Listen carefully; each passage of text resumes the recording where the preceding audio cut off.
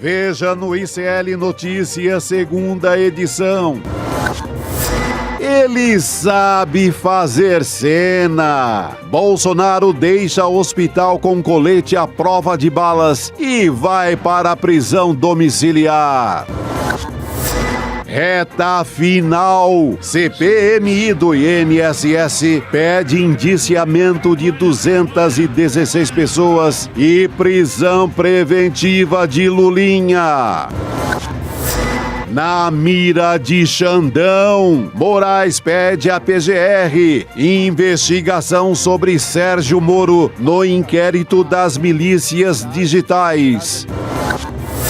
Confusão no Rio de Janeiro. Justiça anula a votação que elegeu Douglas Ruas como novo presidente da Alerj. O ICL Notícias, segunda edição, está no ar.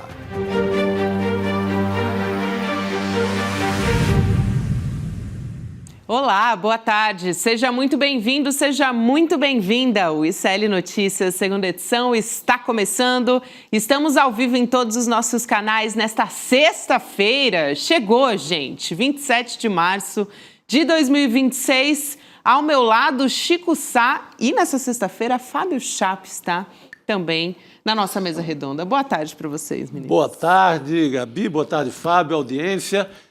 As semanas estão cada vez mais demoradas, né? É tanta notícia que parece que faz 2 anos. A gente está emendando uma semana na outra desde 2025. É um apocalipse duradouro, né? É, mas vamos segurar a onda, vamos embora. Vamos segurando. Vamos vencer essa parada toda.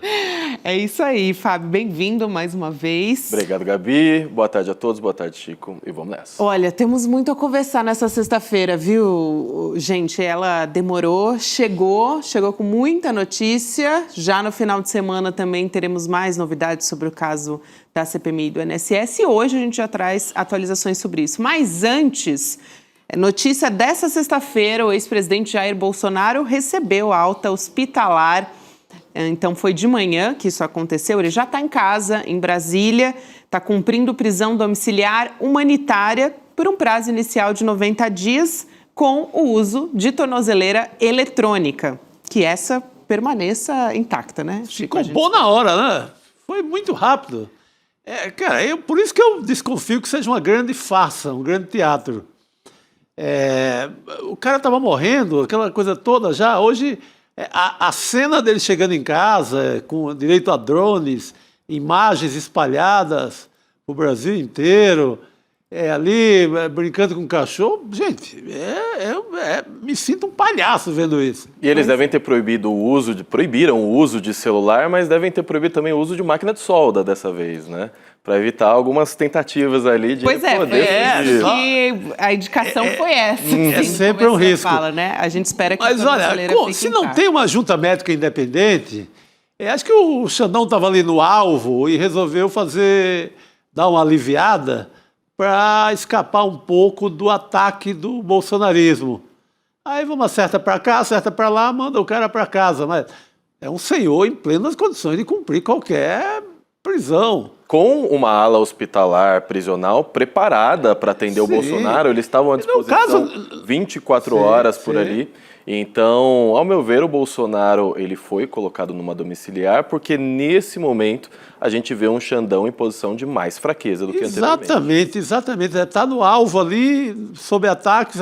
Vou assinar isso, manda ele para casa e vamos ver se daqui a 90 dias... dependendo do comportamento. Eu creio que não volta mais para o sistema prisional, acho que adeus golpe de Estado, na verdade é uma anistia envergonhada dentro de um certo acordo de Brasília. Bem, e numa situação em que ele ia operar o ombro e vai operar tudo que puder agora, né? Sim. Então, era esse contexto assim, que eu acho importante de trazer, né? Porque foi uma flexibilização autorizada pelo ministro Alexandre de Moraes, por conta do estado de saúde. Tem essa questão do ombro também. O Bolsonaro vai fazer uma nova cirurgia lá na frente, no mês de abril. Então, interessante já olhar para isso, casando com esse prazo inicial que ele vai ficar em casa, né? Segundo a decisão. Claro, aí veio outra cirurgia. De 90 dias. Mais emenda, de repente, uma coisa. Mais uma né, licença, Chico? mais uma licença e pronto. E assim, a família Bolsonaro vai partir dessa vida para outra, isso valendo para todos os membros, sem nunca ter sido punido em nada, que é uma marca deles. O Jair está há 40 anos na política, ele se safa de tudo, se safou mais uma vez. Pois é. E aí, ele estava internado, né, Chico, desde o dia 13 de março, foi diagnosticado, porque a gente falou aqui, quadro de saúde, o que dizem os relatórios médicos do Bolsonaro. Ele foi diagnosticado com uma broncopneumonia bacteriana.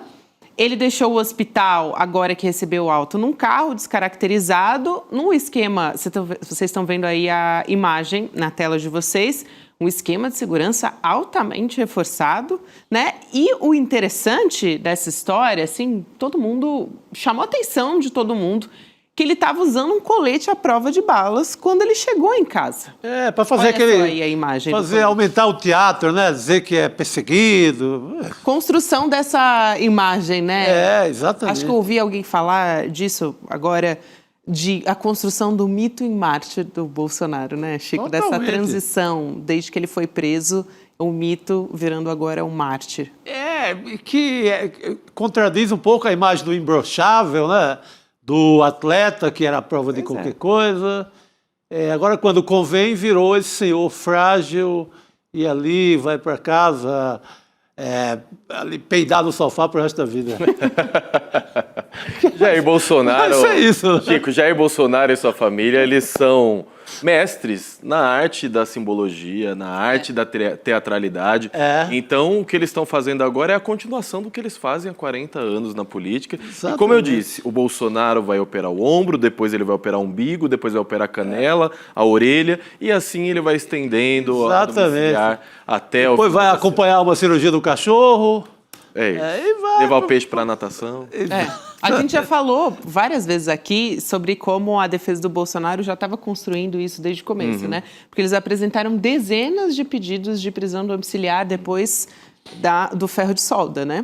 Que ele tentou romper a tornozeleira eletrônica. Mesmo assim, a defesa do Bolsonaro já dizendo não, ele não tem condições, é um estado de saúde muito frágil, para depois poder chegar e dizer... Olha, foram dezenas e não sei tantas pedidos de prisão humanitária, o Bolsonaro e você vê que a tá em situação de construção, Gabi, da defesa na justiça e a construção do Carlos Bolsonaro para a opinião pública. Porque o Carlos ficava colocando fotos, imagens do pai lá sem poder fazer isso, todo esmilinguido, todo ferrado lá, para construir essa imagem de fragilidade. Né? Conseguiram.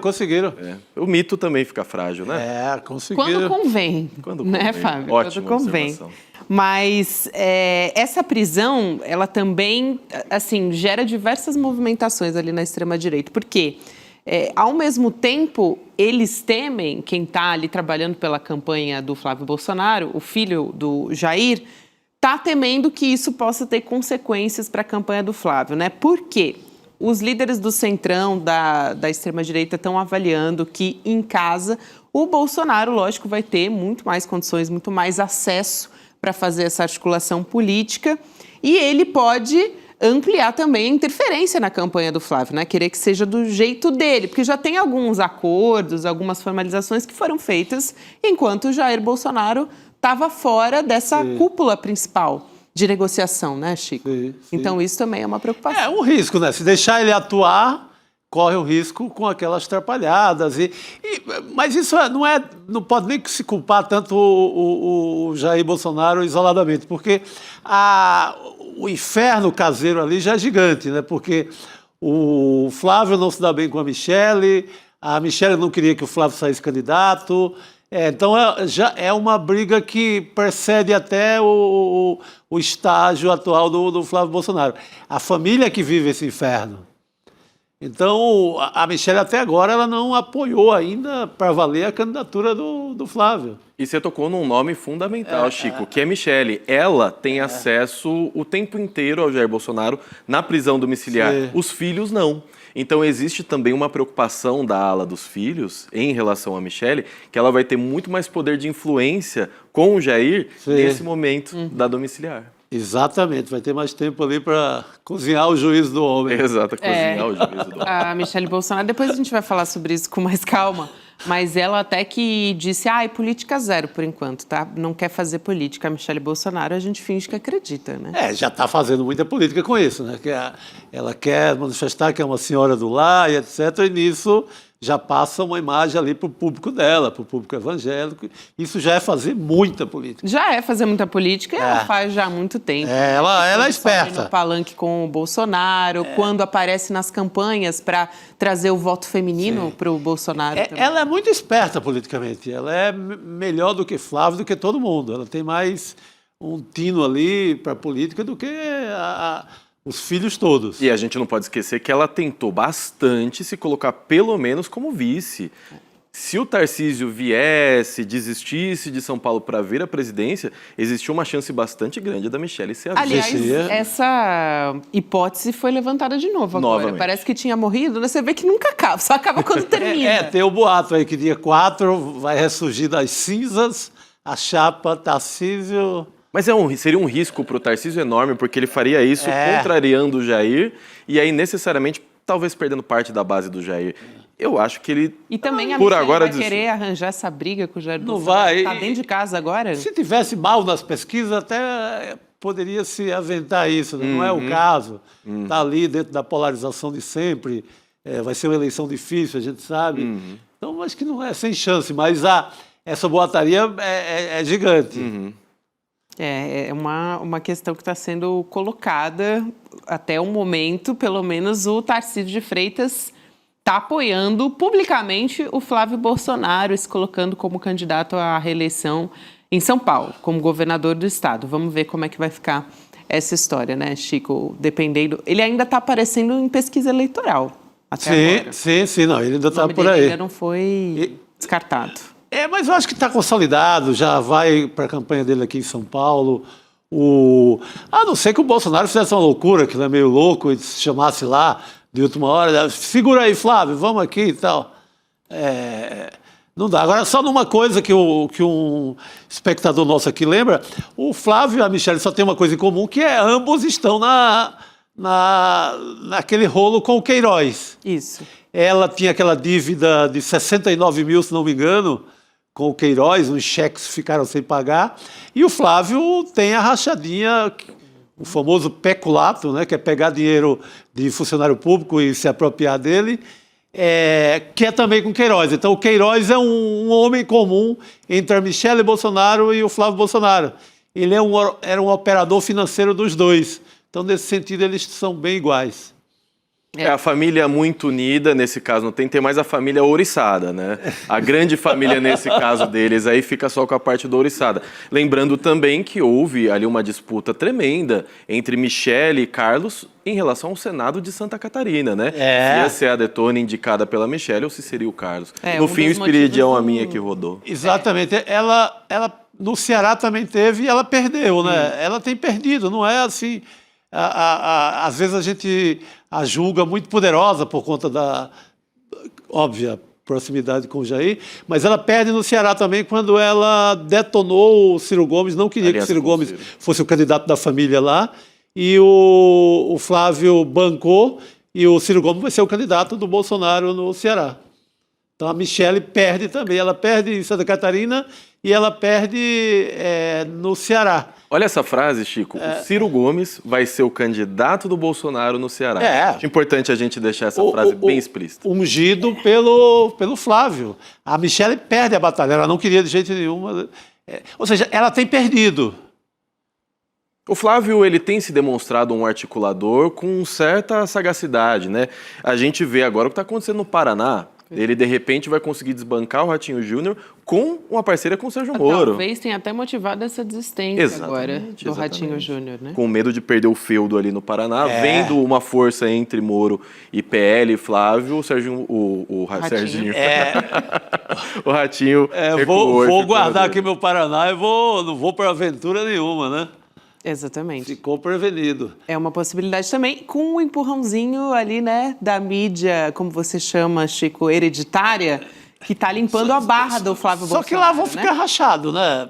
Porque acho que no governo do Estado, assim, acho que todo mundo vai votar no... Todo mundo, eu digo, o PL, o Ratinho, o PSD do Paraná vai com o Flávio Bolsonaro, mas a briga local em Curitiba e no Estado vai ser pesada.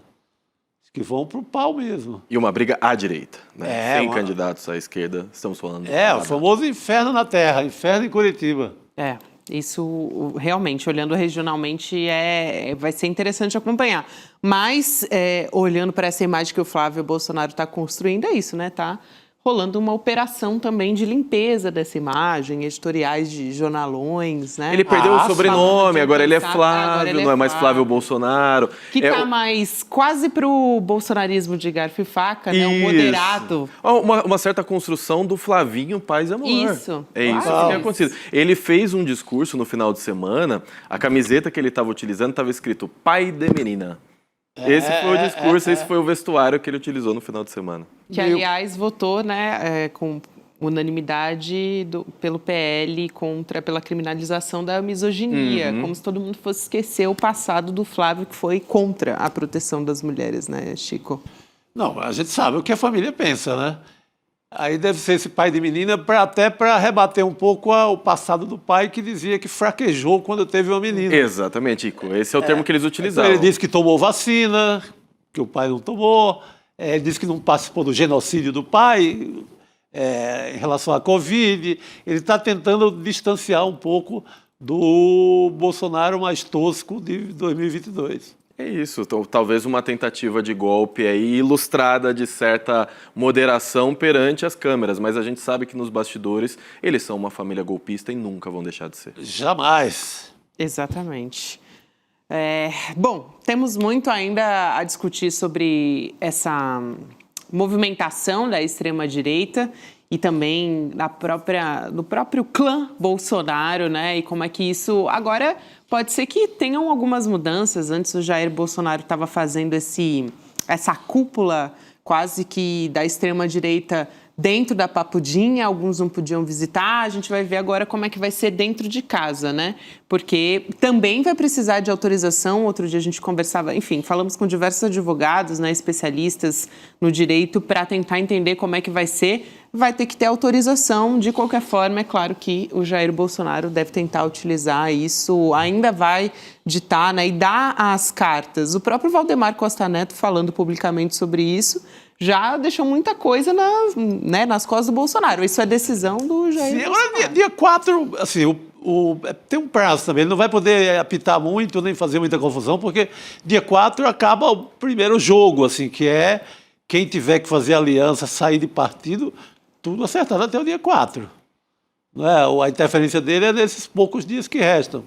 Depois da definição das chapas, só se houver traição mais adiante e tal, mas fica fechado. Os times vão fechados para o jogo de outubro. Ele pode influenciar muito na escolha do vice, né?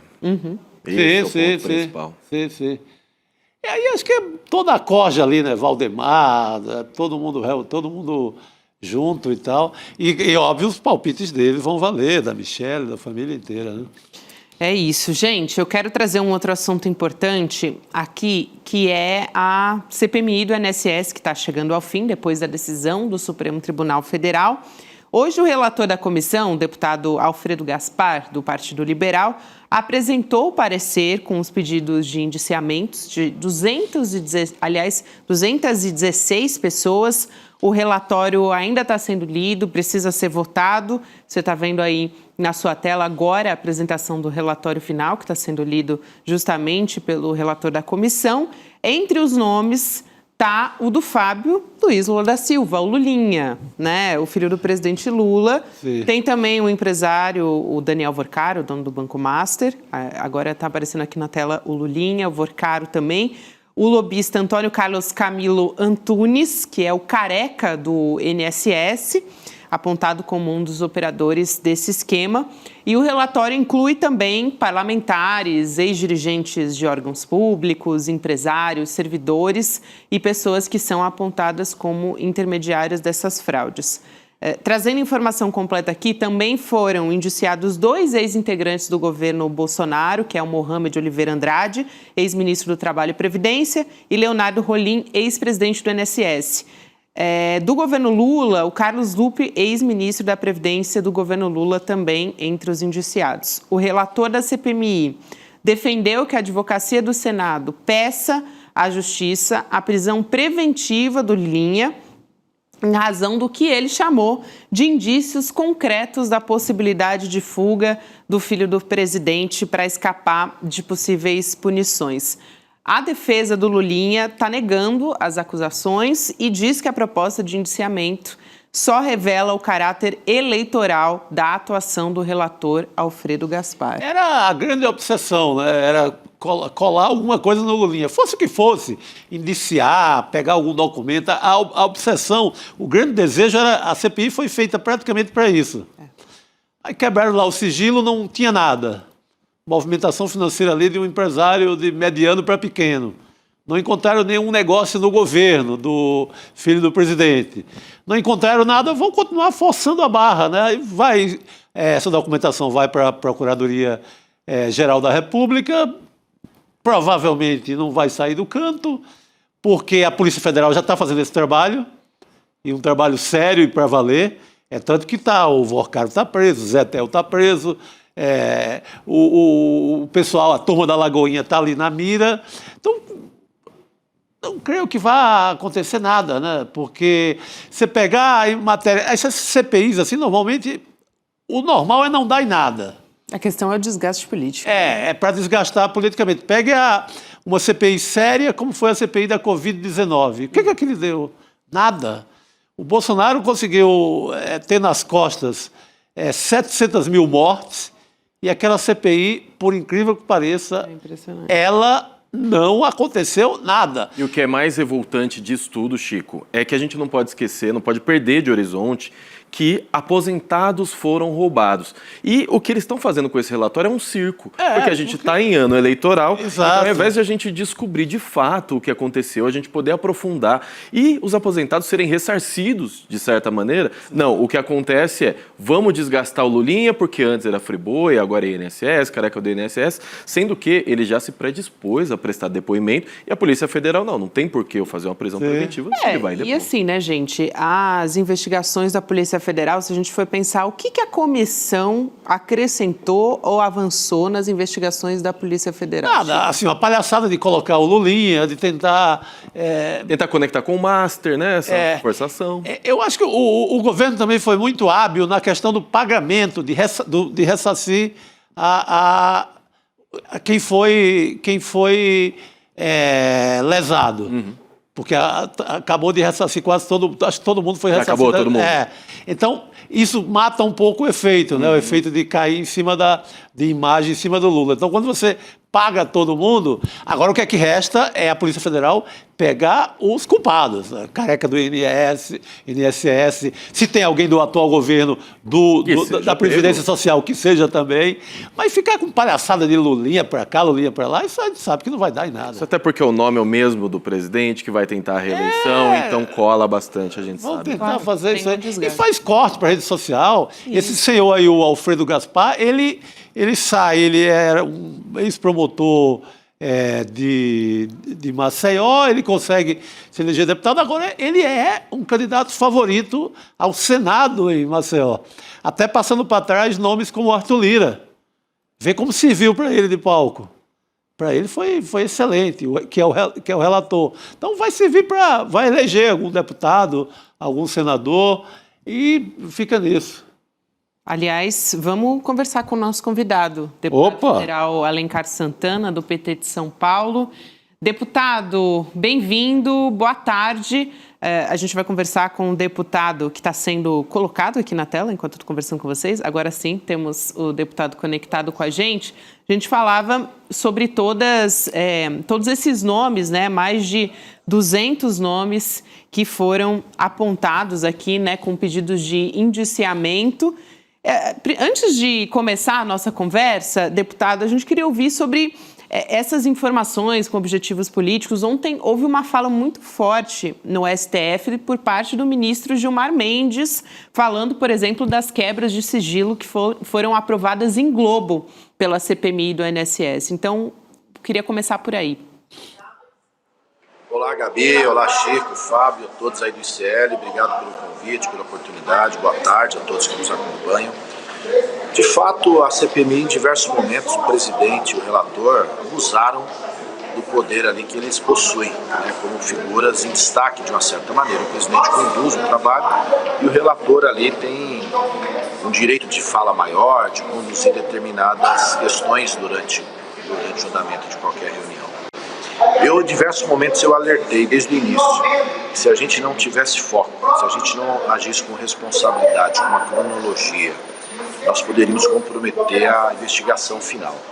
No primeiro dia de deliberação, nós aprovamos um cronograma comum, um consenso, de ouvirmos todos os ex-ministros do INSS, todos os secretários nacionais, porque no início o Ministério era vinculado ao Ministério da Economia de Paulo Guedes e tinha um secretário nacional de Previdência, cujo membro era senador da CPMI, o senador do PL, Rogério Marinho. Todos os presidentes do INSS e todos os diretores de benefícios. O diretor é quem assinava, de fato, a autorização para as entidades fazerem descontos. Ora, esse cronograma não foi seguido, não foi obedecido. O ministro do governo Lula foram depor, o ministro Lupe ali não se achou nada, o ministro Vinícius da CGU foi depor, não se achou nada. O presidente do INSS, Stefanuto, foi depor e do governo Bolsonaro. Eles blindaram e essa turma inteira não foi. Em diversos momentos, eles sabendo claramente que tudo isso tinha começado e crescido durante o governo Bolsonaro, procuraram jogar fatos, fazer uma disputa política de narrativa para esconder a verdade. E aí eles pegam o filho do presidente e começam a fazer insinuações, ou várias, sem qualquer prova. O presidente, até numa entrevista, o presidente da CPMI, ao Roda Viva, ele admite que não tinha nenhuma materialidade, nenhum indício concreto, nenhuma prova contra o filho do presidente, mas mesmo assim insiste. Por que isso? Porque alimenta a base deles, alimenta a rede deles, alimenta uma narrativa. Porém, é importante pegar uma entrevista, um debate que eu fiz junto com o deputado, o senador Exalci Lucas, do PL do Distrito Federal, onde ele admite que ele avisou, ainda na transição, no final de 2018, o presidente Bolsonaro, de irregularidades no INSS. Mas nada foi feito. Nada foi feito. Pelo contrário, normas, decretos, portarias foram publicadas durante a gestão Bolsonaro, facilitando e permitindo que diversas entidades entrassem, tivessem o CD e começassem a fazer o desconto de maneira indevida, ou seja, portanto, ali eles tentaram, vamos dizer, blindar, jogar essa disputa para de fato não chegar à verdade. Com certeza isso atrapalha o resultado final. Ele apresenta um relatório cujo foco principal é o filho do presidente. Se você pegar os argumentos, as ilações que ele coloca na justificativa, porque ele indiciou é vergonhoso. Uma figura que se diz que foi promotor público, que tem experiência. É vergonhoso, literalmente vergonhoso, não tem fundamento, não tem justificativa. A gente teve um problema de conexão aqui com o áudio do deputado, mas quero agradecer aqui a presença do deputado federal Alencar Santana, do PT de São Paulo, que falava sobre justamente essa seletividade, né, Chico? Algo que a gente conversava também, analisava. Exatamente. O deputado Alencar é um dos mais ali ativos na CPI, tentou matar esse efeito circo ali da oposição. Consegue, em certa parte, ele, o Paulo Pimenta também, o Rogério Corrêa, né, deputados muito atuantes, mas fica difícil você, no papel da situação do governo, encarar qualquer briga no Congresso, porque o governo é minoria em qualquer peleja, qualquer disputa no Congresso, o governo Lula parte ali numa situação de tentar perder de pouco o jogo. Então, eles ganham esse jogo da CPI no sentido de corte para a internet, de pregar essa narrativa, como eles chamam, do Lulinha, eles levam. E vão tentar... eu acho que é uma coisa também que não vai ter o efeito até o dia da eleição, é uma fumaça que daqui a 15 dias ninguém fala mais de CPI do INSS e vai ficar nisso. E estão tentando também o tal do relatório paralelo, que é uma forma, é um recurso político.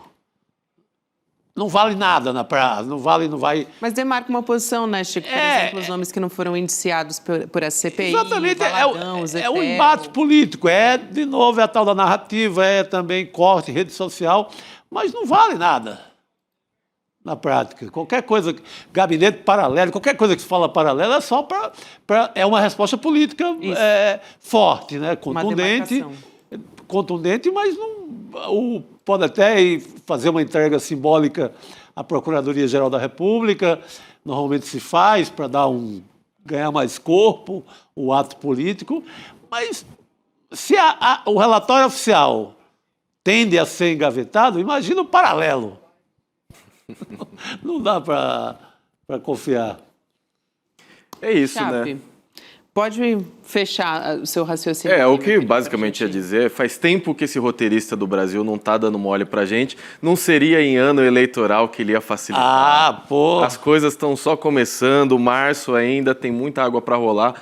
Até outubro, até as eleições, Gabi e Chico, a gente vai ver muita coisa. A continuidade desse apocalipse que nunca chega. Opa! E ainda vamos conversar muito. Bastante. Disse tudo, Fábio. É isso aí. Disse tudo. Vou te liberar, então. Sextou para você. Sextou, obrigada, Gabi. Fábio Chape. Sempre um prazer te receber Valeu, aqui. obrigado, Gabi. Obrigado, Chico. Sextou a querido, todos. valeu demais. Até a próxima. Valeu. Rodrigo Viana, claro, está chegando na nossa mesa redonda nessa sexta-feira. Rodrigo, a gente conversava agora há pouco com o deputado federal Alencar Santana, aqui do PT de São Paulo, falando sobre essa decisão, né, dos indiciamentos da CPMI, do relatório paralelo que o governo vai apresentar na CPMI, indiciando, né, outras pessoas que não aparecem, por exemplo, nesse da CPI, o próprio Flávio, o Jair também, o Zetel, o cunhado do Vorcaro aparecem, enfim, tem nomes que ficaram de fora que aparecem no paralelo. Não, e a sessão de hoje foi uma baixaria, foi um circo inacreditável. Fez bem o Gilmar Mendes ontem em fazer aquela fala no Supremo Tribunal Federal, dizendo que era algo criminoso, né, o que os deputados e senadores, principalmente da extrema-direita, fizeram. Olha, esse aí é o relator da comissão, o Alfredo Gaspar, do PL de Alagoas. Hoje, na hora de apresentar o relatório, olha o deboche, olha aquele cara do Novo ali batendo palminha ali, o deputado do Rio Grande do Sul, esqueci o nome dele. Mas o Gaspar, que é o relator, ele usou palavras chulas, assim, uma expressão... você sabe o que ele falou? Vou até pedir licença aqui. Mas ele falou, eu estupro sim aqueles que defendem, não sei... Ele usou estupro como se fosse uma metáfora legítima no jogo político.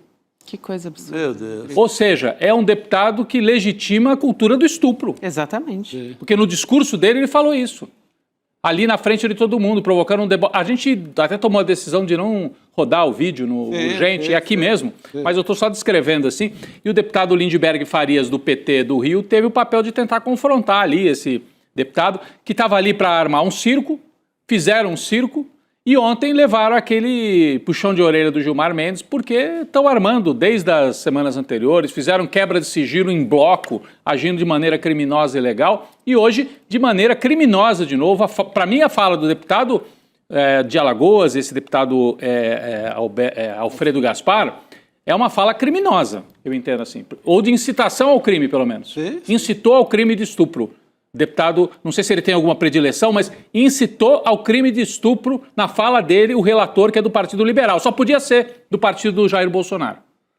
Foi muito grave o que aconteceu nessa CPMI e desmoraliza completamente qualquer relatório da comissão de inquérito. Até a Globo News, né? O Otávio Guedes, na Globo News, disse que essa CPMI se transformou num circo. É a CPMI do circo. E, infelizmente, é um circo, em alguns momentos, criminoso, por parte da extrema-direita e do Partido Liberal. O próprio Lindbergh Farias usou essa expressão, né? Quando aconteceu toda essa... É até difícil, né, de classificar, Rodrigo, porque não é uma confusão, né? É um absurdo isso. É um absurdo, é um absurdo. Fala. Mas ele questiona, ele fala, presidente, isso é um relatório ou é um circo? Exatamente. O que está acontecendo aqui? Exatamente. Né? A gente sabe qual que é a intenção de incendiar, né, essas falas durante essas CPIs que acontecem lá no Congresso. Mas vamos seguir aqui, muito a conversar ainda neste programa, gente. A gente não chegou nem na metade ainda, então tem muita notícia ainda para vir. Inclusive, falamos aqui alguns nomes de indiciados, tanto no relatório paralelo quanto apresentado pela CPI. Um deles, o Daniel Vorcaro, dono do Banco Master. Vamos ter um documentário na semana que vem, terça-feira, que vai ser apresentado. É a nossa estreia do documentário original do ICL sobre o escândalo financeiro do Banco Master. Então, o golpe do Banco Master vai ser apresentado na terça, também conhecido como dia 31 de março, às 8 horas da noite. Você pode se inscrever em icln2.com.br, tem link também, e você pode apontar o seu celular aqui para a tela, esse QR Code aqui no canto, você pode também entrar e deixar o seu e-mail lá para receber o alerta de que está começando. Eduardo Moreira, Débora Maganha vão estar lá, vão estar trazendo... Bela chance para entender todo esse caos de informação. É hoje... muito nó para desatar. Hoje eu estava aqui na redação e Débora Maganha ali no computador, não sei, ela deve estar preparando. Ela não quis nem falar com ela direito. Concentradíssima ali. Muita coisa para trazer aqui, muitos nomes, né? A gente fala muito sobre isso aqui, sobre os nomes que aparecem no Banco Master.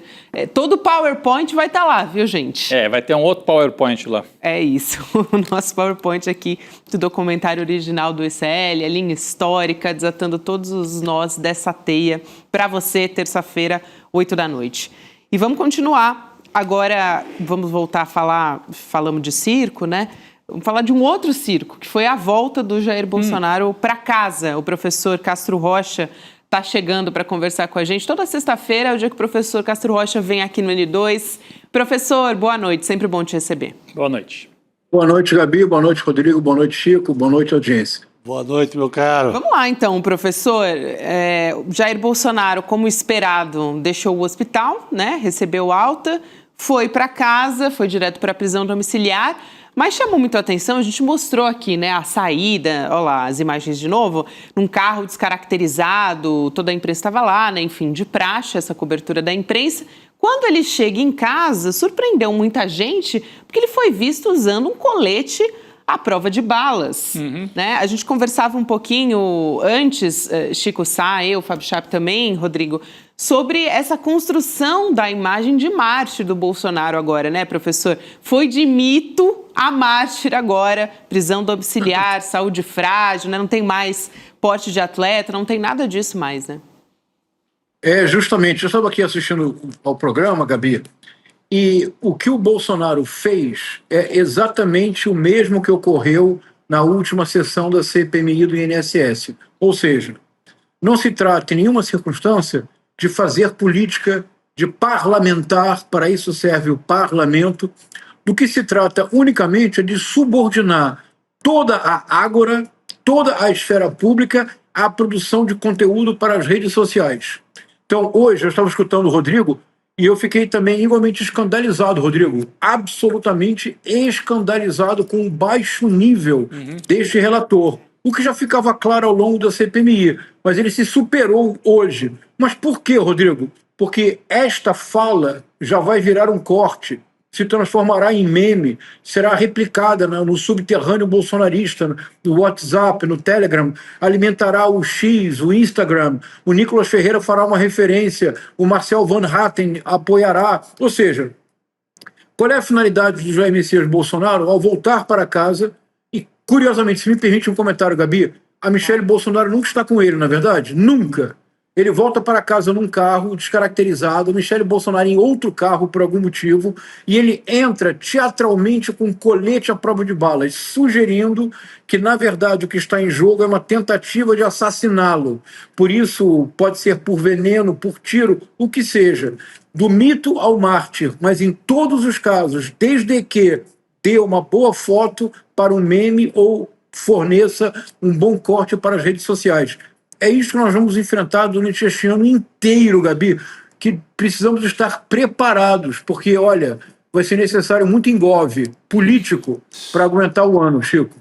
Não vai ser fácil. E apareceu a outra imagem, além dessa com colete à prova de balas, tem uma outra que talvez a gente não possa mostrar, porque foi com o helicóptero da Globo, ele já brincando ali no quintal da casa, conversando, se confraternizando, o que leva a gente a perguntar, ele estava tão mal assim no hospital? Porque não era o andar de alguém totalmente alquebrado, né? Era alguém já brincando praticamente dentro de casa e tal, e tudo. Então, será que era tudo também um teatro? Aí também tem o circo, né?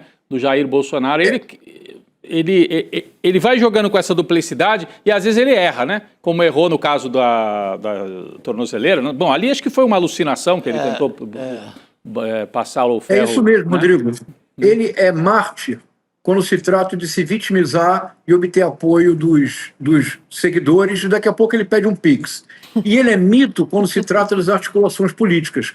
O que acontece é que isso é incoerente, porque, Gabi, ou você é mito, a própria força, destemor e impulso, ou você é mártir, a vulnerabilidade e a fraqueza. Querer ser, ao mesmo tempo, mártir e mito, pode incorrer no que você acabou de dizer, Rodrigo. Ele pode errar a mão. E se ele errar a mão, o erro vai ser muito grande. É isso. Agora, tem muita briga ali rolando no clã Bolsonaro. Pra variar, gente? Pra variar, exatamente, Rodrigo. Teve mais um desentendimento da Michelle Bolsonaro com os enteados. Dessa vez, o Eduardo deu uma cutucada na Michelle, dizendo que a decisão sobre a candidatura do Flávio não precisava passar por ela. Vocês estão vendo aí na tela. Nos Estados Unidos, ele continua nos Estados Unidos, né? Participou daquela conferência conservadora, a CEPAC, em Dallas. Ele disse o seguinte, abre aspas, governo é um negócio tão heterogêneo que todo mundo fica chateado. Eu acho que a decisão para a presidência do Jair Bolsonaro não via que essencialmente tivesse que passar por ela, Michelle. Um partido é uma hierarquia. Tem que ter general, coronel, a tropa ali embaixo. Eu vou aproveitar só esse momento, Rodrigo, para chamar a nossa audiência, que está nos acompanhando aqui pelo nosso chat, né, no ICL Notícias, para votar na nossa enquete. Você está preparado aí para votar já? Opa, a pergunta é a seguinte. Vou votar aqui. Quero saber qual é o posicionamento de vocês, hein?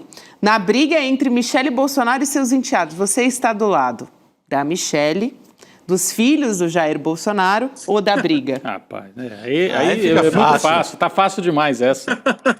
Isso aí é Eu acho pergunta que o vai dar professor 100%. fez aqui pra gente tirar 10, né? Tirar 10, isso. Para consagrar o aluno. Para consagrar. Aqui tá Gabi, fácil. você se recorda de uma coisa? Quando a Michelle Bolsonaro parecia estar voando em céu de brigadeiro, estava o tempo todo viajando pelo Brasil Nunca vi a inteiro, Michelle fazendo Bolsonaro tão articulações... feliz, professor. Isso, fazendo articulações políticas. Ela chegou no Ceará, isso tem uns 3 meses, não é, Chico? Ela chegou no Ceará e publicamente deu uma bronca no André Fernandes, que é a grande esperança do Ceará jovem, assim como Nicolas Ferreira em Belo Horizonte. Ela deu uma bronca no André Fernandes, desautorizou um acordo feito com Ciro Gomes, acordo com aval do Jair Messias Bolsonaro, e todos ficaram muito impressionados com o poder da Michelle. Lembra, Gabi? Sim. Eu disse aqui para vocês, Gabi, eu disse, olha, a Michelle Bolsonaro hoje deu um passo maior do que a própria perna. Eu recordei o caso da Rogéria Bolsonaro, a mãe do Carlos... Opa, tivemos uma interrupção aqui. Opa. Quem será que puxou o fio da conexão? Quem do interessa, professor, Claro, exatamente, professor justamente Castro nessa Rocha, hora. Bem na hora. Mas ele vai voltar. Ele aqui, vai voltar. concluir a ideia. Enquanto isso, Voltei. ele voltou Opa. já. Opa, foi rápido. Voltou. Rápido. Boa, professor. Olha. O clã Bolsonaro não vai me calar. Boa. Não vamos Então, deixar, professor. Gabi, Vai lá. Gabi, então, eu disse, olha, ela vai acontecer com ela o que aconteceu com a Rogéria Bolsonaro, que era suplente da vereança do Bolsonaro, depois foi eleita, já que o Bolsonaro se tornou deputado federal, ela completou o mandato da vereança, depois ela foi eleita. Quando ela foi eleita, ela supôs que teria autonomia, ela tentou votar com a própria cabeça. O Jair Messias Bolsonaro emancipou uma criança de 17 anos de idade para destruir a mãe. Esta criança, os problemas, as consequências nós vemos no Carlos Bolsonaro. Sim. Quando a Michelle Bolsonaro, no Ceará, assumiu o papel de grande articuladora do PL, eu disse para vocês, ela deu um passo maior do que as próprias pernas. E quando o Jair Bolsonaro indicou o Flávio Bolsonaro, ele menos indicou o Flávio do que tirou o protagonista da Michelle. Mas sabe qual é o desespero, Gabi? É porque hoje é dia 27 de março. O Tarcísio de Freitas tem apenas até o dia 4 de abril para se desincompatibilizar do governo de São Paulo para formar uma chapa. Qual é a chapa dos sonhos? Do André Esteves, da Faria Lima, da elite econômica brasileira, Chico, Rodrigo, é Tarcísio de Freitas, cabeça de chapa, Michele Bolsonaro, vice-presidente. O Bolsonaro prefere ir para a Papuda do que ver isso acontecer. Mas os próximos 8 dias serão decisivos para outubro de 2026.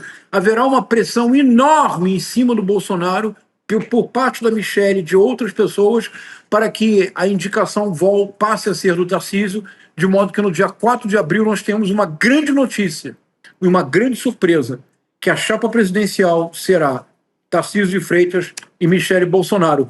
Essa agora é a briga intestina. Gabi, é briga grande. Isso aí, dia 4 cai, peraí, 27, 28, 29, 30, 31. É num sábado, daqui a 2 sábados. Não amanhã, outro próximo, sábado. É uma semana, então, que eles têm para decidir. Todos os times estarão escalados, aí é outro jogo. Mas a Michele tem perdido todas. A gente, ela perdeu no Ceará, ela perde em Santa Catarina na indicação, o Carluxo bate, o Flávio Bolsonaro vinga também no Ceará, o Ciro Gomes é escalado como candidato da família, vai competir, é um candidato fortíssimo, aliás. No caso, o Flávio estava certo e não a Michele. O Ciro Gomes tem muito mais chances eleitorais. No caso de Santa Catarina, não sei se o Carluxo vai ganhar ou não, ao contrário do que pretendia a Michele. Então, não tem vingado nada que ela quer. Uhum. Ela tem sido escanteada como todas as mulheres da família Bolsonaro. É porque ele disse que é uma fraquejada, né? Então, ele trata a mulher, a própria filha, como uma fraquejada, né? A filha mais nova. Então, a Michele também. Eu queria voltar àquela frase que a Gabi trouxe aqui, a frase do Eduardo na entrevista de hoje, em que ele diz, se a gente puder botar na tela, um partido, o final da frase dele, né? Um partido é uma hierarquia, olha ali no finalzinho. Tem que ter general, coronel e a tropa ali embaixo. Primeiro, a visão militarizada do que seja política, que é bem a cara da família Bolsonaro. Mas, em segundo lugar, quem que é o general para eles? É o Jair. Sim. Quem são os coronéis? É o próprio Flávio Bolsonaro e Eduardo Bolsonaro. E a tropa ali embaixo? É a Michele. A tropa ali embaixo é a Michele. É assim que eles veem as mulheres.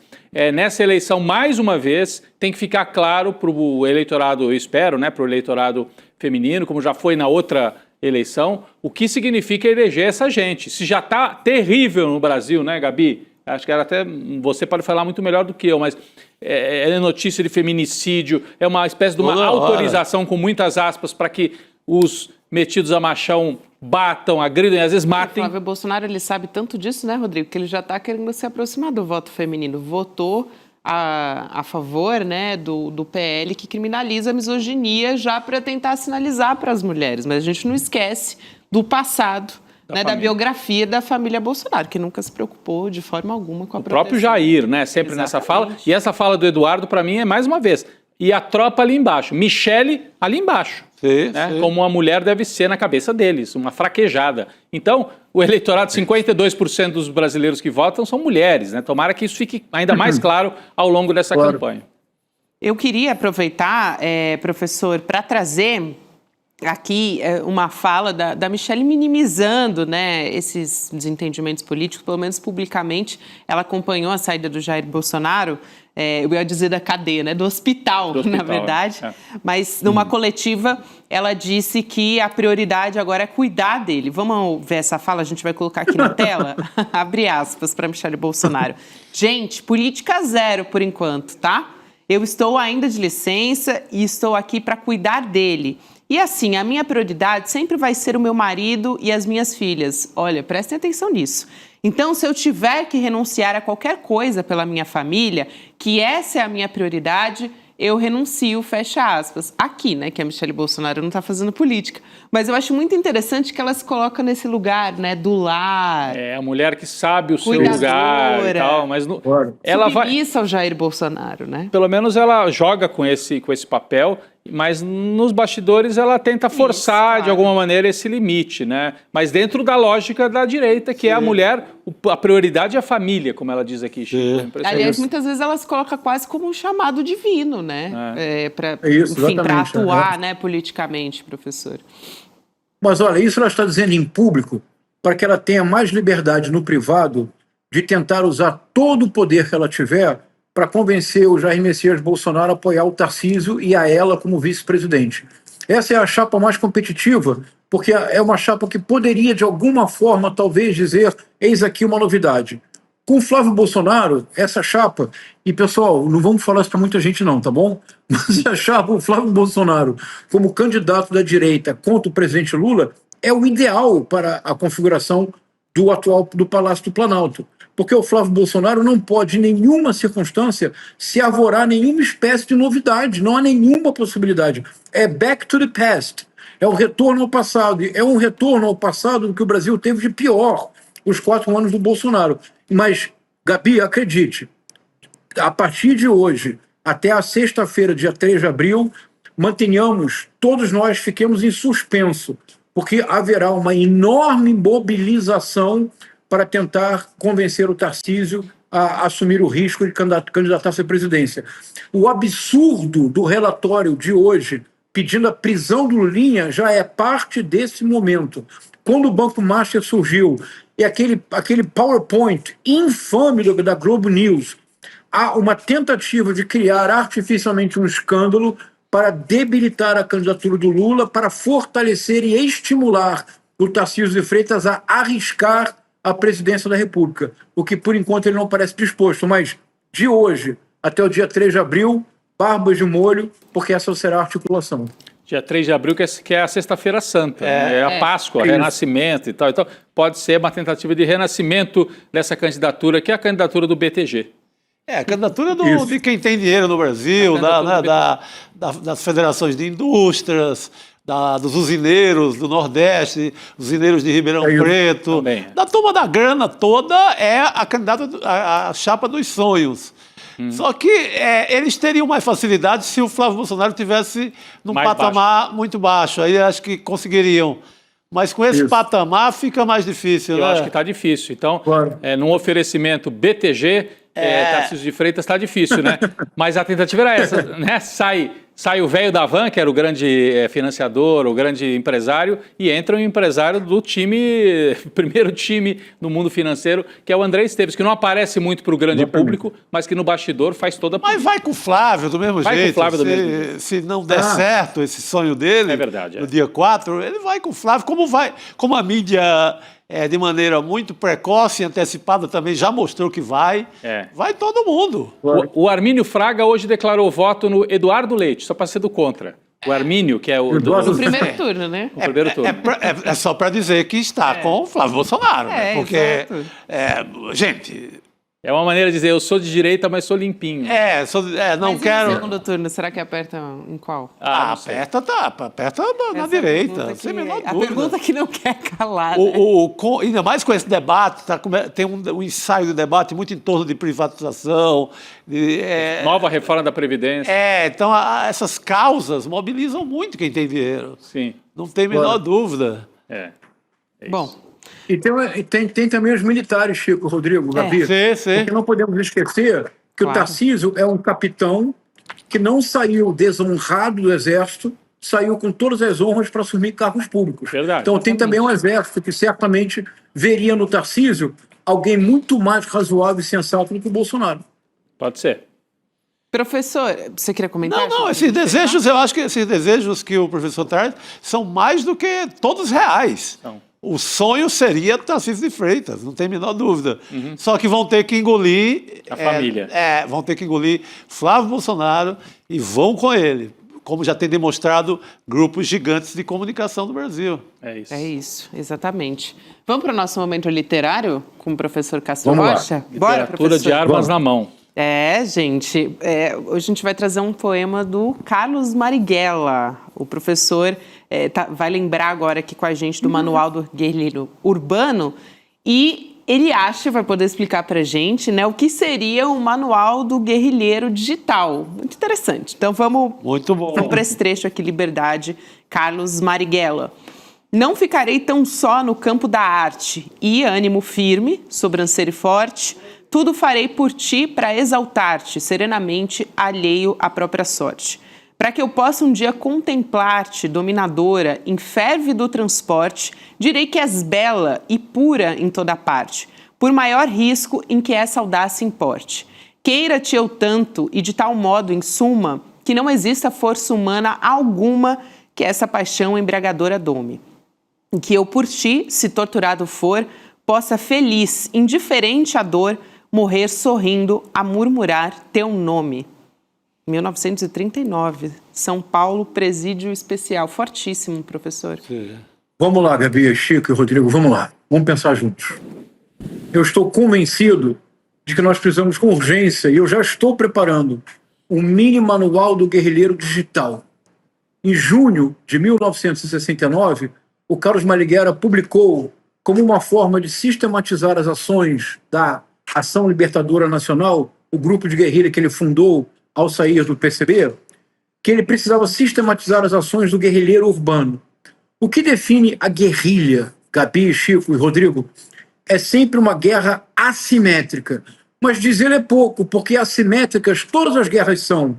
É quase impossível imaginar, desde um conflito de rua, uma briga de rua, até uma guerra entre dois países, é difícil imaginar uma paridade absoluta de forças. Sempre há uma assimetria. Mas o que é então uma guerrilha? Guerrilha só há quando é um grupo que enfrenta o exército de um Estado nacional.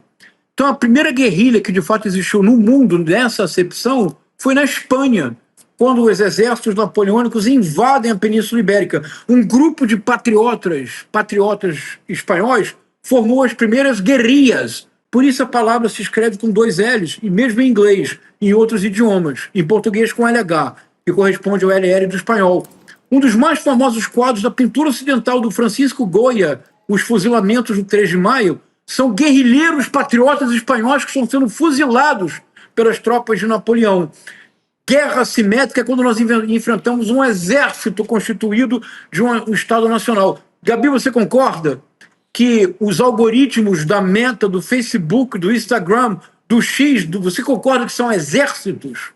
Nós estamos numa guerra assimétrica, nós, do campo progressista, da esquerda democrática, estamos permanentemente numa guerra assimétrica contra essas grandes plataformas. As guerras assimétricas na história, elas geralmente terminam com uma resistência heróica única, mas incapaz de fato fazer frente a um exército armado, que pode sempre repor forças e que é numericamente com muito mais armas. Mas na história, Chico, Rodrigo, Gabi, as ocasiões nas quais o lado mais fraco do conflito assimétrico triunfou é sempre quando o que esteve em jogo foi a libertação nacional, quando foi uma luta de sobrevivência, quando o que esteve em jogo foi a luta pela liberdade de si e do povo. Foi assim na Argélia, que eles derrotaram o Império Francês. Foi assim no Vietnã, em que o Império Americano foi derrotado. Foi assim no Afeganistão, que derrotaram tanto a União Soviética quanto os Estados Unidos. Está sendo assim no Irã. Gabi, nas eleições de outubro de 2026, o que estará em jogo é a nossa liberdade. O soneto que Carlos Marighella escreveu depois de ser preso.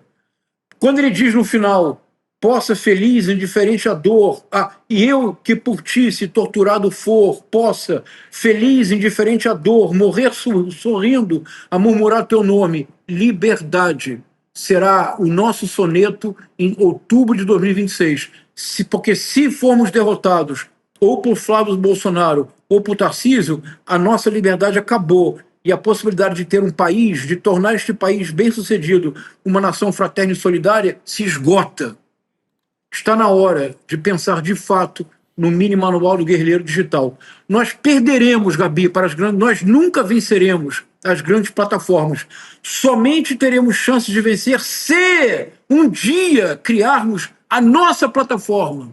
Enquanto estivermos na plataforma do X, do Instagram, do Facebook, Chico, Rodrigo, nós vamos perder.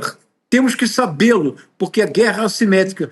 Mas nós podemos minorar em muito o efeito desta derrota, como aconteceu agora, quando a Globo News fez aquele PowerPoint infame e a reação, nossa reação nas redes sociais foi tão intensa, tão coordenada, que eles voltaram atrás. Nós vamos perder, Gabi, mas nem toda derrota é definitiva. Nós podemos perder a batalha das redes sociais, mas se lutarmos de maneira consciente, como se fosse uma guerra assimétrica, nós podemos vencer a guerra, que é triunfar no pleito eleitoral em outubro de 2026. Viva Carlos Marighella! Viva Carlos Marighella. Muito bom, professor. Excelente lembrança aqui para uma sexta-feira no N2 e também para a gente ter fôlego aí pelos próximos meses, professor, porque vamos precisar de muito fôlego. Nunca foi fácil, como dizem, né? Também nunca foi fácil. Mas vamos vencer. É isso. Vamos vencer. Professor, muito bom ter você aqui com a gente sexta-feira. Obrigado, muito obrigado, Gabi. Um grande abraço, Bom fim de semana. professor. Excelente final de semana, bom demais ter você. Igualmente. Muito obrigado. Seguimos aqui no N2, mas antes de voltar para o nosso noticiário, eu queria dizer que está no ar a revista Liberta dessa semana. Opa! Gosto dessa hora também. A capa da semana. E tem tudo a ver com o que o professor acabava de falar. Exatamente. A mídia contra Lula, é isso aí. De novo. Vamos estampar aí, gente, a tela toda. Temos o presidente Lula ali, né, triunfando como um São Jorge. Ele é o símbolo da Rede Globo, né? Eu acho que quando se forma esse consórcio midiático contra o Lula, dá ao Lula que está no poder a chance de fazer uma batalha que é a batalha do antissistema também. Porque o Flávio Bolsonaro tenta ficar com essa bandeira, que é fajuta, né? Porque eles são o próprio sistema, né? Enfim, se criaram a vida inteira na política e tal.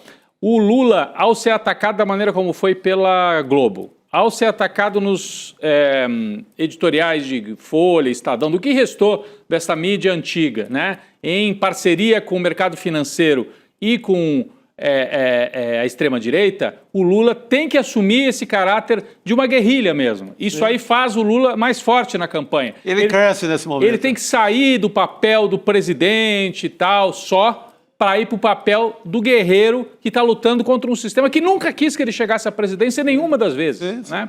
E dessa vez a batalha está tão dura quanto a de 2022. Né? Naquela ele estava na oposição, agora ele está no governo. Mas com boa parte do sistema financeiro e midiático do país e as big techs de fora para dentro contra o Lula. O momento em que o Lula se saiu melhor nesse mandato, no embate político, foi quando o Trump atacou o Brasil e botou o bonezinho. O Lula fez o bonezinho azul e saiu para o embate contra um sistema internacional que estava tentando emparedá-lo. Então essa capa traz essa pegada assim para a campanha. A campanha é por aí. É o Lula que falou ontem, estão me chamando de Opala velho. O pior é o outro Opala que está no desmanche, que está aí estragado, que é o Opala bolsonarista. Vocês querem um Opala estragado?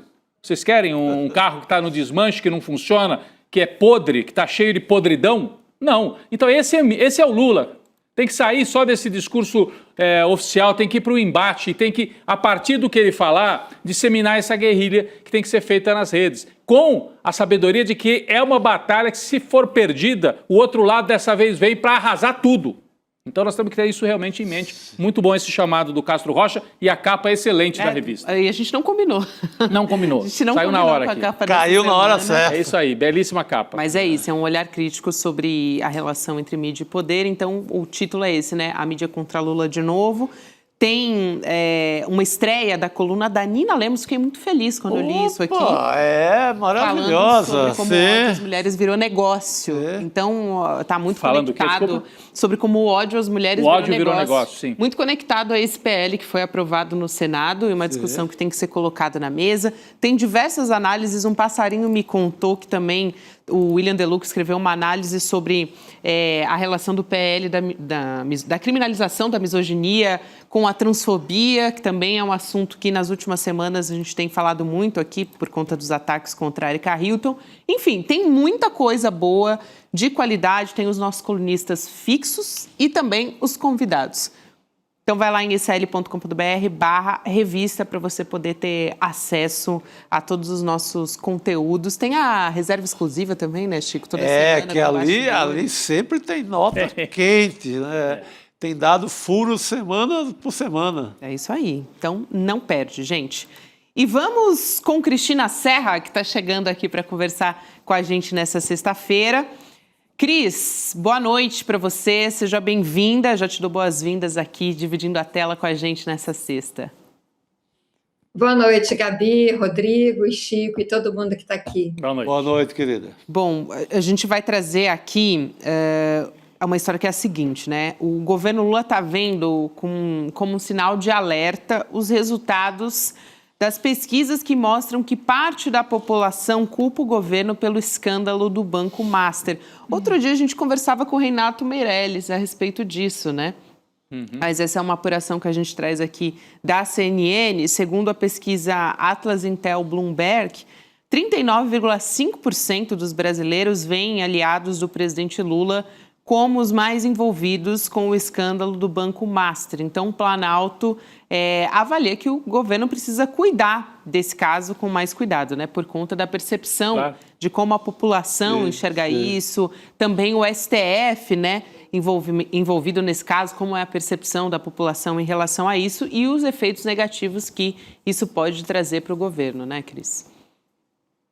Gabi, Lava Jato 2, a missão, né? Assim como na onda do lavajatismo, teve toda essa ênfase na corrupção, no combate à corrupção, né, com esse falseamento da realidade de que governos de esquerda não combatem a corrupção, ou a tentativa de, a todo momento, associar governos de esquerda a escândalos de corrupção, né? Isso atingiu o auge na época da Lava Jato. A gente vê claramente agora, nesse momento, uma tentativa de reeditar aquele clima de caça às bruxas, né? Porque o governo Lula está associado a esse escândalo. Você estava há pouco falando da capa da revista, da Liberta, mostrando o Lula, né, lutando contra o dragão da mídia. É aquele caso aí, é aquele caso, o que melhor expressa, né, esta situação que não aquele PowerPoint da Globo News falso, mentiroso, criminoso, né? É isso, novamente, tentando associar Lula ao escândalo da vez, que a gente sabe, o escândalo Vorcaro, que está associado, que está intrinsecamente ligado, né? Não tem como, se você examina o escândalo a sério, né, não ver com quem que ele está de fato ligado. Aliás, sobre esse caso Vorcaro e essa cobertura, quero aproveitar aqui e dar parabéns de viva voz ao Rodrigo Viana pela matéria que ele fez, mostrando as conexões da própria TV Globo com o Vorcaro. Isso é importante. Olha, Rodrigo, eu espalhei aquela tua matéria assim, loucamente. Mas, enfim, é isso. A gente está diante, novamente, dessa tentativa, né? E, é claro, o governo se preocupa com isso e tem que se preocupar e tem que ter estratégia para isso. E não é difícil, porque a gente sabe quem são as conexões reais. A gente viu agora essa situação dessa CPI do INSS tentando puxar o caso Vorcaro para dentro da investigação do INSS para poder atingir quem? O filho do presidente, sendo que não tem... Como é que você pede, gente? Como é que você faz o indiciamento, pede prisão do filho, sem nenhuma base para isso? Mas, enfim, é tudo campanha eleitoral. É disso que a gente está falando. Tem que ter estratégia, sim, porque esse assunto está na boca do povo, está nas redes sociais. É só você entrar nas redes sociais ou conversar. Eu não sou muito assim, né, de rede social. Eu sempre dou exemplos aqui para vocês de como eu converso com as pessoas à minha volta. E, assim, é entrar num táxi, é estar numa fila, qualquer conversa, assim, você vê a pessoa já está falando, no caso Vorcaro, porque o governo... É uma coisa louca, gente, o que está acontecendo. Então, tem que ter estratégia, sim, discurso claro e objetivo para separar o joio do trigo. Desde ontem, o único assunto que eu ouço mais do que o Master é se o Neymar deve ou não ir para a seleção brasileira na Copa. Hoje estava na rua também. Daqui a pouco vão dizer que a culpa é do Lula também, que não está deixando convocar o Neymar. Esse tem batido todos os assuntos. Né? Esse aí tem. Sobre um jogador que sequer está jogando, né? A loucura total, mas não vamos entrar no futebol. Melhor não. O Lula tentou, desde o primeiro momento, falar alto ali, falar com convicção sobre esse caso Master. Mas as pesquisas indicam, muito parecido com as preferências eleitorais, que o governo está envolvido. Mas é na mesma proporção de quem vai votar no Flávio Bolsonaro. Então, não sei se tem esse estrago todo também, sabe? Uhum. Eu vou votar em quem... Eu não, né? Jamais. Mas quem vai votar no Flávio Bolsonaro perguntado diz sim, o governo tem culpa. não é só nesse caso, é qualquer ideia de corrupção. E aí vira um argumento a mais para aquilo que você já ia fazer mesmo.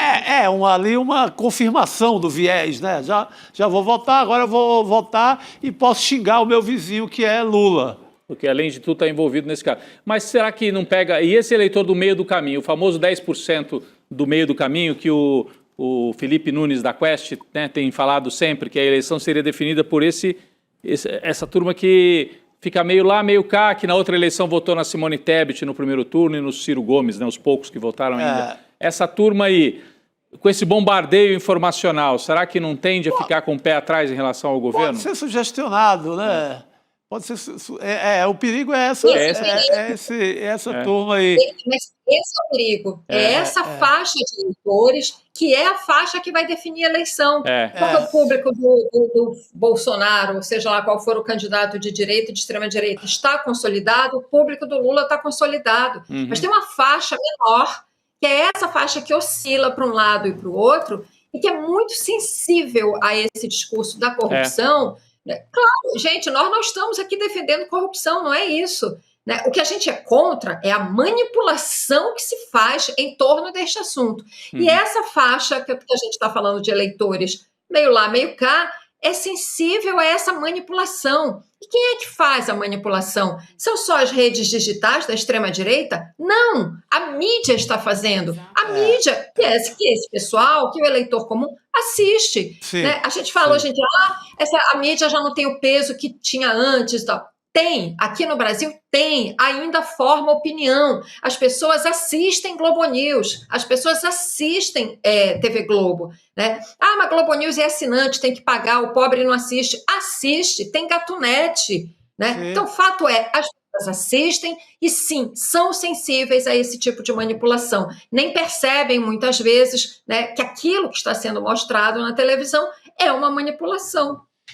O Jornal Nacional ele trouxe pelo menos 2 vezes, as 2 que eu vi, acompanhei ali medindo o tempo, pelo menos 10 minutos do Lulinha muito pesados. Sim.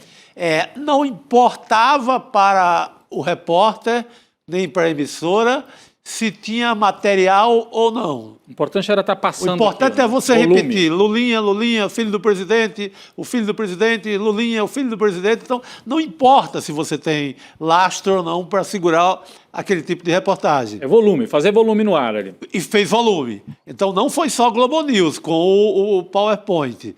Foi também a matriz da informação do Grupo Globo. E que daí fala diretamente com o público C, D e E, mais D e E, né? Que é um público que, em geral, vota mais no Lula, nas últimas eleições foi assim, e que fica assim... Peraí. Então, o trabalho foi feito também pela emissora mãe ali, digamos assim. Foi um trabalho muito forte, muito colado com a CPI do INSS.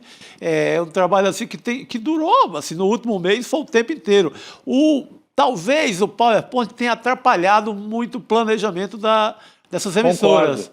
Concordo. Porque estourou, tanto que eu já vi pela primeira vez na vida, depois do escândalo e do pedido de desculpa, eu vi a Globo News, a Rede Globo não falou ainda, talvez não fale nunca, que o Vorcaro, o Banco Master, deu dinheiro, Vorcaro e o Zetel deram dinheiro para o Tarcísio e para o Bolsonaro. Eu ouvi isso já na Globo News. Começaram a falar. Pela primeira vez na vida, por conta do escândalo que foi o PowerPoint. O Nassif escreveu um artigo muito legal, Gabi, Cris, Chico, dizendo assim que até para manipular você tem que ter um pouco de categoria. E aí tem essa história do acúmulo. Você vai criando uma narrativa e tal, aí no final você faz o PowerPoint depois de alguns dias. Você não pode no primeiro dia já ir com os 2 pés na porta e fazer um PowerPoint daquele que era uma completa sandice, que não casava com o próprio noticiário. Então eles erraram feio, tanto que depois pediram até desculpas. Então, no caso do Lulinha foi diferente, porque o caso do Lulinha se trata de levantar a dúvida. E a Globo pode dizer, peraí, mas eu estou levantando uma dúvida, está até lá no relatório e tal. Muito mais maquiavélico. Matérias bem feitas, sem nada. Aquelas matérias que conseguem que você segura ali 5 minutos, no outro dia mais 5, mais 2. E que não dá nem para processar, porque você não faz uma acusação direta. Você não fala... Você vai... Lulinha teria jantado com o careca do INSS, o cunhado do subcunhado do primo da tia do careca. Então, você constrói de uma maneira maquiavélica e fica ali no juízo do telespectador. Ô, Gabi, eu não sei se nós temos tempo, mas só para deixar uma dúvida aqui. A Globo... Bom, será que foi urgente, desculpa.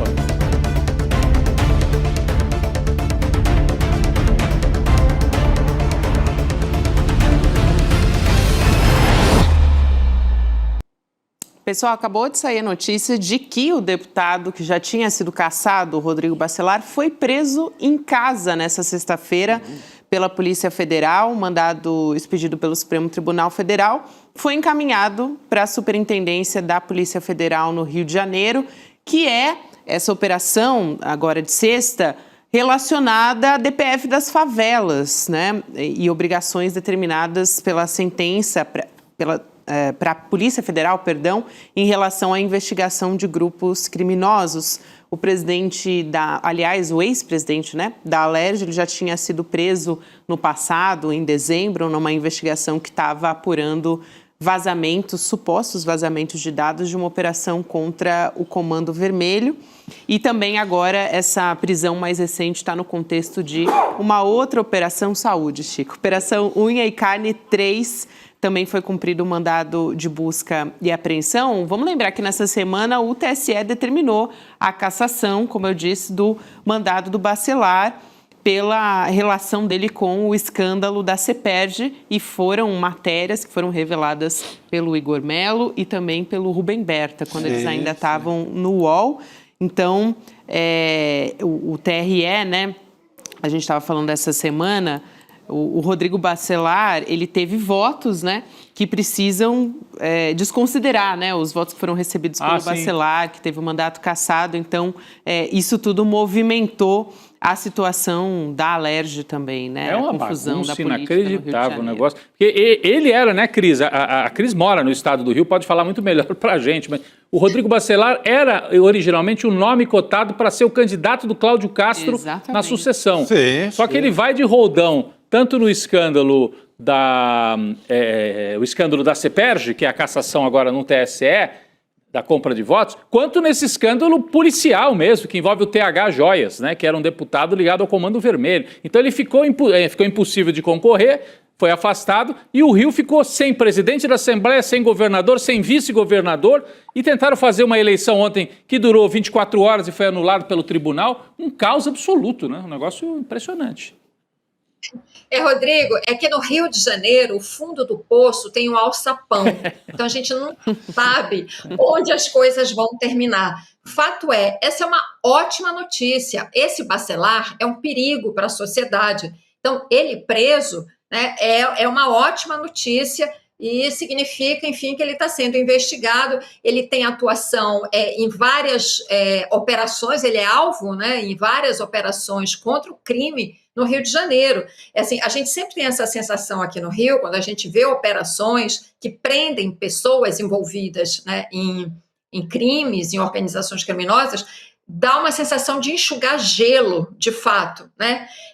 Porque aqui a extensão do crime e do envolvimento de políticos com o crime de fato, muito extensa, talvez a maior que a gente tenha, né, no Brasil todo, considerando, né, a situação dos estados.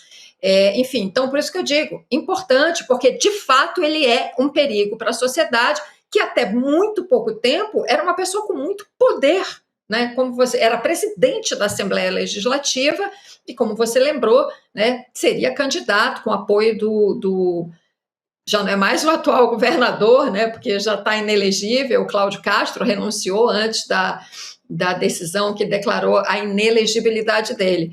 Então, é isso, essa situação que a gente está vivendo no Rio de Janeiro é uma anomalia, por quê? Porque já vem de algum tempo, né, o fato assustador de que a política no Rio de Janeiro foi completamente capturada pelo crime, né? Essa é a situação que a gente tem, né?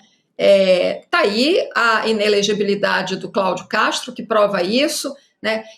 Outros que foram ou renunciaram, se afastaram, perderam o mandato, enfim. É essa a situação que a gente vive no Rio, uma total anomalia, mas que, enfim, né, aqui e ali a gente vê a polícia está agindo, tentando dar conta, né, dessa verdadeira teia criminosa que se espalhou em várias instâncias de poder aqui no Rio de Janeiro. É uma situação, de fato, assustadora, difícil, desafiadora, né? E que a gente precisa enfrentar. Vamos ter eleições, não é possível que a próxima eleição para governador e para a Assembleia Legislativa, a gente não consiga um resultado melhor, porque o Rio de Janeiro precisa superar essa situação. Não pode ficar reproduzindo, né, essa coisa de eleger pessoas claramente envolvidas, identificadas com organizações criminosas. E esse pessoal, né, Chico, dessa teia criminosa, como disse a Cristina Serra, está operando com toda a força, tanto que conseguiram levar para a presidência da Alerj esse Ruas, que ficou Douglas Ruas, que ficou 24 horas. Eu acho que essa prisão... Mas foi anulado agora, né? Foi anulada. Foi anulada do Rio. Foi anulada ontem à noite ainda, né? Mas eu acho que essa prisão, presumo, que essa prisão do Rodrigo Bacelar é, de certa maneira, um recado para esse grupo político do Douglas Ruas, do Cláudio Castro. Assim, vocês foram já afastados, ficaram inelegíveis. Vocês estão achando que vocês vão dominar o Estado ainda? Tem um contrapeso. Como eles dominam a Assembleia, o contrapeso está vindo da polícia. É impressionante isso. Polícia Federal, Polícia Federal. Porque dentro da instituição estadual, eles estão dominando. É uma espécie assim, de domínio do crime por dentro da Assembleia Legislativa. Sequer incomoda mais a ligação que o noticiário faz dessa turma com o crime. Não tem incômodo nenhum. Aliás, como não tem, desde que o Flávio Bolsonaro é associado ao Adriano da Nóbrega, à milícia, nada incomoda mais no sentido de que, olha, estava andando com o crime. Não, isso não é uma sociedade fechada. Não tem menor, não mancha a imagem de ninguém, é uma associação ao crime que não incomoda mais ninguém. E olha, a batalha que Fala, Cris. Não, só uma coisinha aqui para a gente considerar. Isso que nós estamos vendo no Rio de Janeiro é o bolsonarismo em estado puro, né? Se a gente não tivesse derrotado o Bolsonaro como presidente, talvez hoje a gente estivesse vivendo algo semelhante em nível federal. O que nós estamos assistindo aqui no Rio de Janeiro é bolsonarismo em estado puro. Agora, eles vão com tanta sede ao pote, digamos assim, se envolvem em tantos crimes, né? São tantas frentes criminosas, que talvez isso, daqui a um tempo, leve justamente a um fracasso do bolsonarismo aqui. Eu não sei se é só vontade minha, eu não sou cientista política, eu não sou socióloga, né? Mas é porque assim, o envolvimento deles com o crime é tão profundo, mas está sendo demonstrado para a sociedade, que talvez isso resulte, né, na derrocada desse grupo político daqui a um tempo. É claro, a gente tem que esperar e ver a evolução dos acontecimentos, até porque nós temos aí a eleição para presidente, está mostrando isso, as intenções de voto demonstram a força do Bolsonaro no Brasil, em especial aqui no Rio de Janeiro. Muito bom, Cris. Obrigada, sempre bom ter você aqui com a gente. Bom final de semana. Obrigado, Cris. Valeu, tchau, pessoal. Bom fim de semana. Bom final de semana. Eu ainda quero trazer notícia aqui para a gente de que o ministro Alexandre de Moraes pediu para a PGR investigar as declarações do senador Sérgio Moro e incluir ele no inquérito das milícias digitais. Opa! A PGR tem 5 dias para se manifestar e depois de receber o parecer do Procurador-Geral da República, o Paulo Gonet, o Alexandre de Moraes vai poder tomar uma decisão. Esse pedido surgiu, para vocês entenderem essa história, depois que o Moro insinuou, sem apresentar prova nenhuma, isso foi na terça-feira, que a eleição de 2022, quando o Lula derrotou o Jair Bolsonaro, que essa eleição não teria sido legítima. E aconteceu essa afirmação na cerimônia de filiação do Moro ao PL, ao Partido Liberal. E aí o pedido partiu do deputado Lindbergh Farias. Ele disse que acionou o STF porque questionar o processo eleitoral pode influenciar até nas eleições futuras, né? Gerar uma suspeita. Claro, né? Você reabre o que foi o motivo da tentativa de golpe. Pois é, exatamente. Porque ele acabou de entrar no PL, né, o Moro. Então ele está entrando no PL e falando, eu sou mais golpista do que vocês. Né? Eu sou tão golpista que eu estou sendo mais golpista que vocês. Vocês já deixaram até de lado esse discurso e eu, Moro, vou voltar e dizer que a eleição não valeu. Então agora vai ter que responder. Tomara que cobrem mesmo o Sérgio Moro, que está numa situação, inclusive no Paraná, ele entrou no PL, quase todos os prefeitos do PL voaram para fora, porque não querem ficar do lado do juiz suspeito. Apesar dele estar bem nas pesquisas no Paraná. Mas é um sujeito perigosíssimo, o Sérgio Moro continua a ser. Isso deixa muito claro, né? Vamos ver agora como é que vai caminhar esse assunto no STF, né? Se ele também vai, de repente, trazer esse discurso, né? Essa narrativa de perseguido também, né? Ou pedir escusas, né? Que uma vez ele pediu escusas ao ministro Fachin por ter entrado em desacordo com o Supremo quando ele era juiz, né? Peço escusas. É verdade. Lembra dessa? Bem lembrado. Bem lembrado essa também. Pilantra. Bom, muito bem, gente. Temos aqui... aqui fechamos, né, a nossa enquete, então perguntamos mais cedo para você, na briga entre Michele Bolsonaro e seus enteados, você está do lado de quem? Da Michele, 3%. Pô, tá bem, hein? Dos filhos do Jair Bolsonaro, 2%. Meu da Deus. briga, 96%. Eu acho que essa parte do 3%, 2% é aquela... Sabe quando você clica errado? Eu acho que é. Vez por outra eu tenho uma... Chega aí um povo esquisito. Um povo meio esquisito. No chat e tal, para votar na Michele e na família Bolsonaro. Eu, assim, me arrisco a dizer que alguém... errou, né? Errei meu voto aqui, acontece. Quem nunca, né? Bom, gente, sextou, quero muito agradecer a audiência, a nossa comunidade aqui do ICL. Regina Almeida, Cleusa Ferreira, José Carlos, Lucimar Martins, Rúbia Gonçalves, todo mundo que participou e comentou ao longo do programa. O Alisson Soares também, que comentou aqui no nosso chat. Hoje é aniversário da nossa colega de CL, Laura Conte. Parabéns para Laura. Beijo, abraço especial e muita saúde para Laura. E também a esposa do Alisson, Joana Belatti, pediu um abraço nosso. Um abraço. Opa, aquele abraço. Então, um abraço para toda a nossa audiência, especialmente para as nossas aniversariantes. As duas aniversariantes. Nessa beijo para elas. sexta-feira. Um beijo enorme para elas. Beijos. E hoje? Hoje uma jurubeba para relaxar, né? Porque que semana que não acaba, meu Deus do céu. Não vai acabar. Aquela jurubeba que amolece o ombro ali, já deixa... Uma pergunta, Chico. O Jair Bolsonaro pode tomar jurubeba na prisão domiciliar ou não? Está vetado? Vetado, mas o bicho sempre arruma. Aliás, que ele vai tomar catuaba, viu? Claro. Não é nem... Tá dizendo o Ricardo Gouveia aqui que é boa para curar pneumonia, jurubeba. Jurubeba é uma planta... Acho que não é recomendado pelos médicos. É uma planta medicinal. Isso serve para qualquer coisa. Pode passar até na tornozeleira, assim, um pouquinho. Assim.